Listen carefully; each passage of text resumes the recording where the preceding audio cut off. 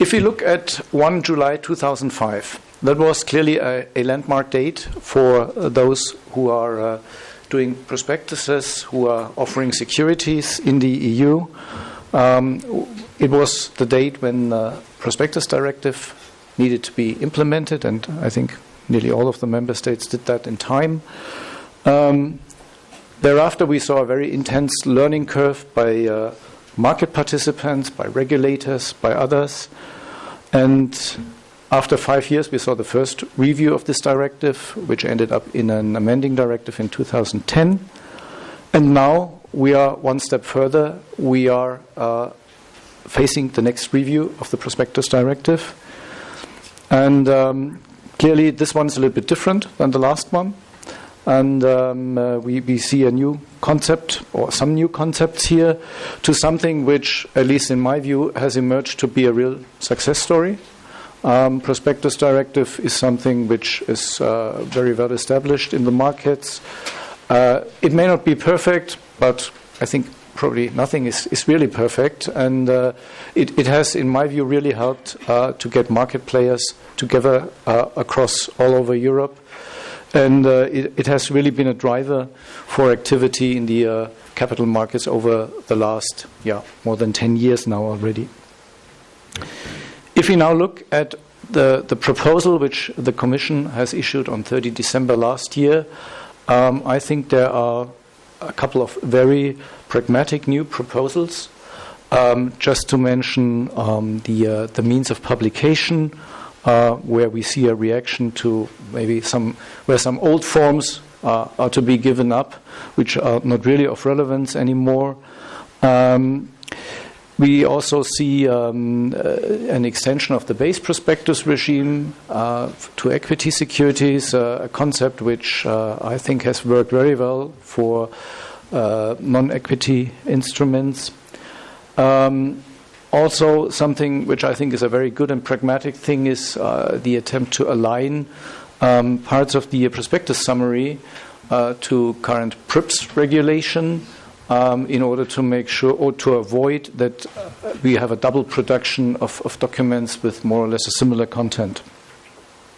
Finally, something, at least from a practical perspective, which I think is also a very good thing, is the idea of a centralized prospectus database, which is to be established at ESMA.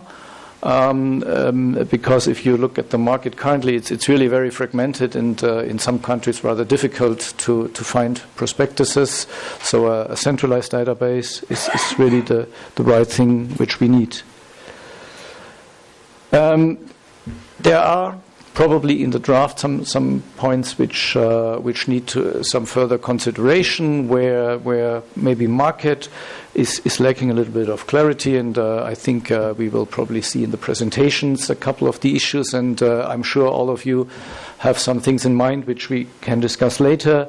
What I noted is there's still, I think, a lot of discussion about what the scope actually should be, and I think the key challenge for the lawmakers is here, of course, to achieve a good balance between the two key drivers behind the new prospectus regulation and the whole review, which is on the one hand the creation of a capital markets union, giving issuers easier access to the capital markets. But of course, on the other hand, one should not forget the interests of the investors and make sure that their interests are, particularly in case of retail investors, adequately protected, and that they are provided sufficient information about the instruments which are traded. As I said, there may be some issues which need to be discussed. We are clearly not really sure how the universal registration document, for example, would work, but it is clearly a good thing, a good new concept which could also help to make life easier for everyone.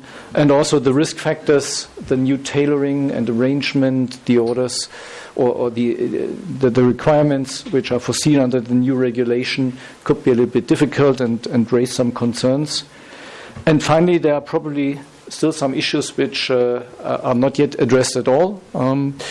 just to mention 2 or 3 of them, prospectus liability is something which I understand is probably a very difficult topic to achieve harmonization on within the EU, as long as we have so many different regimes in all the various member states, and there's also a question of competences, of course.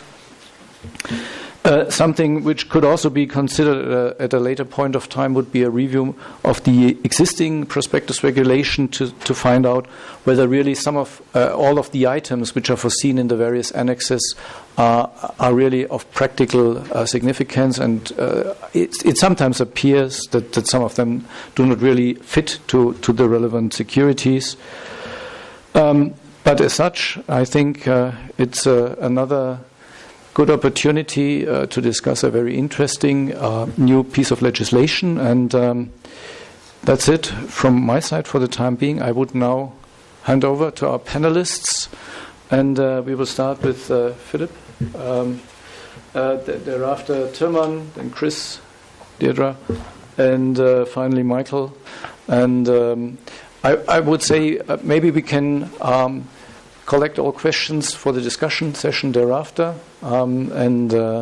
Yes, the place is now yours, Philip.